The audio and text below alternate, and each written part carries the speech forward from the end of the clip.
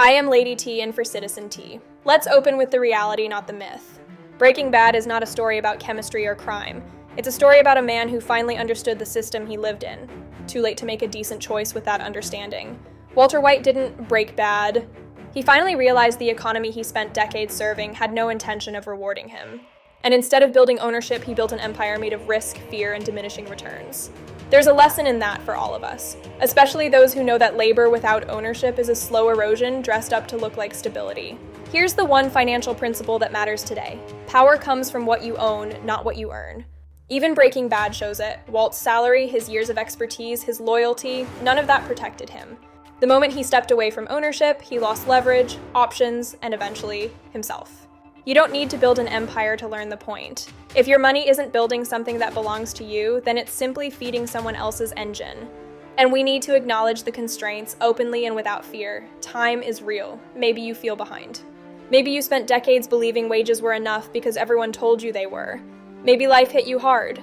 Like cancer hit Walter White and you had to navigate survival instead of opportunity. Risk is not symmetrical. Unfairness is not exaggerated. Uncertainty isn't an excuse, it's the environment. The world will not rearrange itself quickly enough to save anyone waiting patiently for fairness. But here's the part the show did get right. Agency doesn't disappear just because circumstances tighten.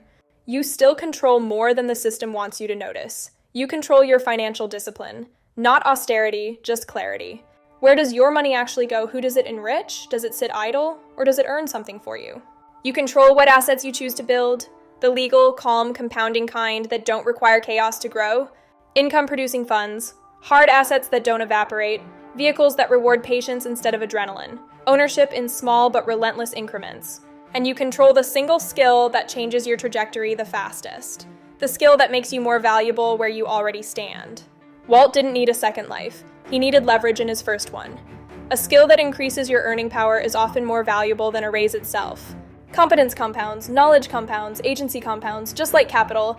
This is how you build durable preparation while the larger structure drags its feet, while policy debates stall, while wages pretend to be enough, while the future tries to catch up to a truth you already understand, that labor deserves a share of what it builds. And until that future arrives, you stabilize your own world piece by piece through ownership, clarity, intention, and agency that no employer can confiscate.